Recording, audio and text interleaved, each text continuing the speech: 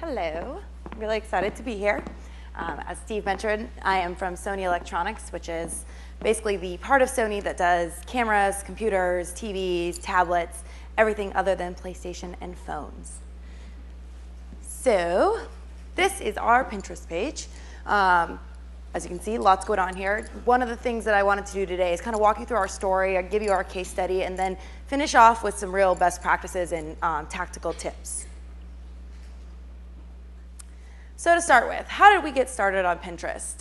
Of course, we had read all the stats and everything, and this was back in December 2011, so it was still pretty new, and there was less, you have to be on this right now. We were definitely the first consumer electronics brand. But after hearing some of the stats about how Pinterest was growing, what really convinced us was the use case. And anyone who's been on the platform has had this experience. I absolutely did. And you realize, my gosh, this is so addicting. It's so viral. And each of us on our social media team had an experience where we had found ourselves buying something that we didn't even know existed a month prior.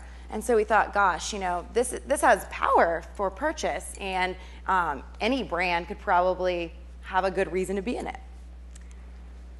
So once we got the buy-in, we were ready to get started. And of course, we started the same way that almost every brand does, and we started listening. And so we wanted to see, well, gosh, are people even talking about Sony? We're not a girly brand per se, and we don't have fashion, so we weren't sure if there would be anything there. As it turns out, there was a ton. In addition to pinning our products, we found a lot of really creative things being pinned. We found some of our old retro products that were super cool. We found things that were being shot with Sony cameras. Old ads, this one's awesome. New ads, and of course a cake designed out of a Sony product. So we realized, wow, there's a whole range of things we could be creating on this platform. It doesn't have to be just straightforward products. And we decided to do a soft launch with 9 boards. So this first period, called it our test period, we ran for 3 months. We didn't make any announcements. We just tested frequency, aesthetics of pins, flow, different categories. All we did during this time was interact with other pinners, and we would like them whenever they pinned Sony content and comment, and we're very engaged in the very beginning. And also part of this initial test period was an employee contest. This is one of my favorite things we've done with Pinterest to date, and it was because of all the unexpected benefits that came out of doing this contest. And what we did was we said, hey employees, we're launching on a brand new platform in social media, and we want you to help us before we even take it to the world. So we said, make a board, any board that says what Sony means to you, and you could win a cyber shot, which is a pretty small prize. And our goal here was to really educate them on the platform, but also, frankly, to get new followers, because in the very beginning, before launch, we didn't want to launch to the world with 200 followers. So it was hugely successful for many reasons, and the biggest being I got access to content I had no idea existed. Sony has employees that have been there for 30-something years, which is amazing, and I aspire to be that. But they had access to content I had never seen, and it was beautiful stuff that was very usable. So we were able to build out those boards right before launch. The other unexpected benefit of this was the buy-in that we got across Sony for doing this profile. And that came into play a lot later when I wanted to get the pin it button added, and the email team. Everyone was so excited because they felt like they had helped grow the platform and they knew what Pinterest was. So then it was time to launch, and this was back in February of 2012. We launched with our typical strategy of blog posts spread out across social. One of the things we really tried to focus on, though, for this blog post was being really transparent with them of, here's what we're going to do on the platform. This is why we're here. This is what we're thinking. Tell us what you want to see, and all of that. And one of the things that I think we were maybe surprised about was there wasn't a huge initial bump in a ton of people. And looking back, it's not a big surprise. At that time, our social audience, especially on Facebook and Twitter, is really techie, really male, young. Wasn't exactly the same as the Pinterest audience. So they weren't all already on Pinterest and rushing to sign up to follow us. Obviously, we saw some bump, but we realized really quickly that we were going to need a strategy for maintaining momentum. And That's where this came in. Our email team did their first ever social dedicated e-blast. At this point, the only e-blasts we did were product. So this was a really big win and really exciting for our team. And the great thing about it was it ended up being a big win for their team. The engagement rate, the open rate was, I think, double what our normal open rate is. And we saw, I think we more than tripled our following just from this e-blast. And one of the things I love about what they did, it's a little bit hard to see, but they really focused on the images so that you got the kind of the Pinterest experience of what we would be having there, that we wouldn't just be pinning products, that we were pinning all sorts of things like, Sony artist style and cool pictures that people took and tiny PlayStation necklaces and things like that.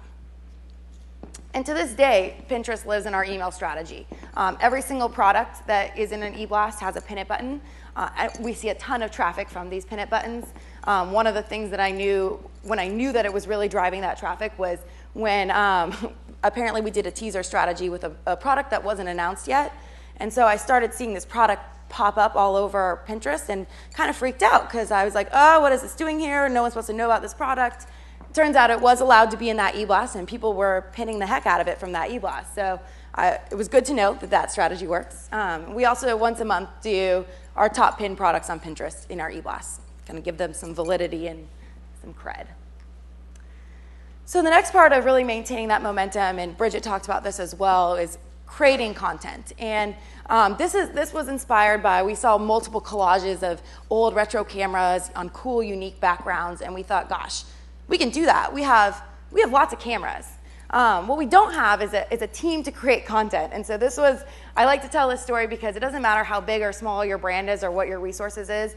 What we did here is we personally went to Home Depot, bought some wood flooring, laid out those cameras, which, by the way, took a very long time, and took the shot and filtered it, and all that kind of stuff. But it ended up being a really manual, fun process for our team. It definitely wasn't something that took a few minutes, but it was our top pin for the longest time. And it's a piece of content that actually then performed really well across other social channels. So it made the case for us as to why that investment in time was worth it. So next is the pin it button. And I will say this has been huge for us. We were fortunate enough to get the pin it button on our site before we even had the Facebook button or Twitter button. Our site, similar to Bridget, we're going through a re-platforming, and there's a lot of challenges that come in with that. And when we first started Pinterest, I was like, I want a pin it button. And they were like, we can't even get Facebook to work. So we actually sold them on doing Pinterest first, though, because of the employee program. And we said to them, you're 2 years late on Facebook, so might as well be the first to do this. And they did. And it's been huge in driving people pinning from us. This is just a very small selection of the usage of people using that button. So the next part of really maintaining that momentum has been community boards. And we've done two different strategies for community boards. We've joined boards that already exist, like that high-tech, always-on-the-edge board. And that one consistently drives our top pin products. And then we've also created boards, like what Dad wants for his big day and for the moms. And for these boards, we identify influencers using programs like Curate, and we invite them to participate with us. And then their pins and our pins live together on the board. And there's a couple of best practices that we've learned from this strategy because, as you know, when you invite the public to pin, it's open for whatever they want to do. So what we try to do is make sure the description of the board is super clear and keep a close eye on who you're inviting and what they're pinning. And then we engage with the ones that we think are doing a good job to encourage them to do more. And then this travel and tech board is actually a board that we share with American Airlines, which has been a fun project to do. And we looked at them. They have a great Pinterest following, and we said, hey, we're doing some stuff here, and how can we both wanted to get into new categories, so that's how that was born. And then the last part about maintaining momentum has been some bigger campaigns.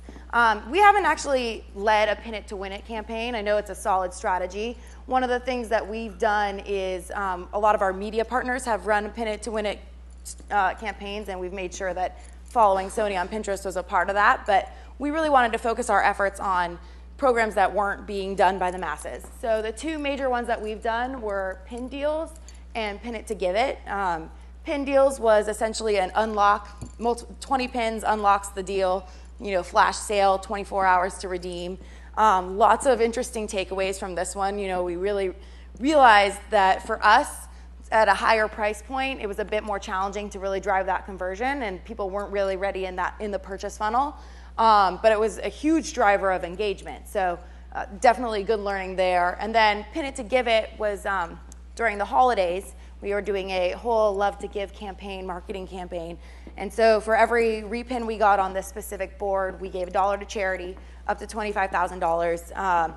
And we ended up getting, in that 1 month, I think 13,000 repins. So that was huge for us, big success, and a lot of press and excitement. So we really liked these campaigns.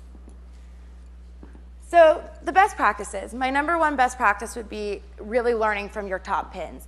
Obviously, looking at analytics is key because that tells you traffic and all of that other stuff. But what we really like to look at is what's getting the most repins on our board and why.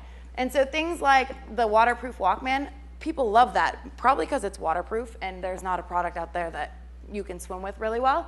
But for instance, the Safe Haven book, we pinned that right as the movie came out, and it blew up. And so we realized, okay, timing's really important. If you can coincide with timing in the outside world, your pins will do well. For us, geeky things do really well. So those geeky Valentine's Day cards have played out well. And then optimizing your pins. So for us, we really were surprised by this. We thought that, a static product pin would never perform as well as something that was artsy shot. And at time and time again, we've been proven wrong.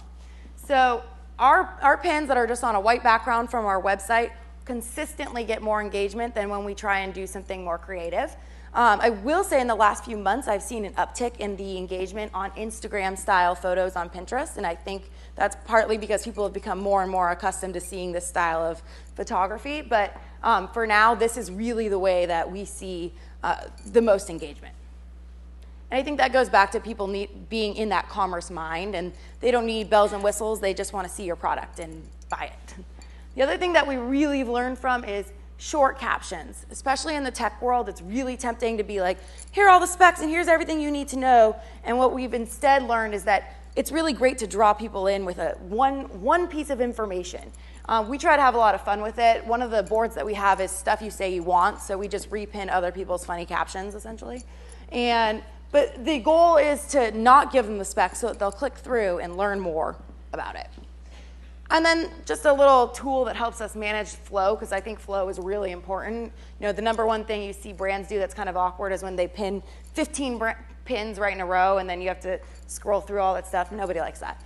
So Pingraphy, you can schedule your pins, and that'll help out with that problem. And then getting creative with commerce. You have a lot of options when it comes to talking about your products, and what we wanted to do was we didn't want to just have one product board. We wanted to be able to have multiple touch points to reshare products. So we have, of course, our brand new Sony product boards. That's where anytime something gets launched, we share that there. But then we've created the stuff you say you want. We've created the pretty colors, because many of our products have pretty colors. Call Me Maybe is to support our mobile business, and we had some fun with that one. We put, it's all our new phones, but we also collect retro phones and vintage phones, and those get a lot of engagement as well. And then creme de la creme, our top rated products on our site. And then the last tip that I can give you is really trying to expand to new categories. So this is something that we've had a ton of fun with. Being Sony, technology is definitely something that gets pinned on Pinterest, but it's obviously not one of the big top major categories. So we've always wanted to figure out ways to get into those categories as well. So for instance, for fashion, we have our Sony Artist Style, where we pin the most fabulous outfits that they wear. For food, we wanted to get into recipes, so we found food bloggers that shoot on Sony cameras and featured their recipes. I Can Has Gadgets is a bunch of pets and their Sony products, which is my personal favorite. And this was actually spurred from Instagram. We noticed how many people like to take pictures of their pets and their Sony products, and we thought, awesome, let's use it. So now we've done pet photo shoots. We're having tons of fun with that. And then Gorgeous Rooms in Tech. This is just really cool rooms that usually have a TV in a weird place and stuff like that. And that was to get into home decor. And that's done super well for us. So if you look through our profile, you'll see the multiple other ways that we've done it. We've done this in almost every category at this point. There's a few outstanding, like hair and beauty, that I still really want to get into. But that's been really key for us, and that's part of our audience acquisition strategy. There's 3 main strategies that we employ, and it's about driving sales, acquiring a new audience, and increasing brand affinity. And the acquiring a new audience is a huge part, and this was key to that. And that is all that I have today. So thank you very much for your time.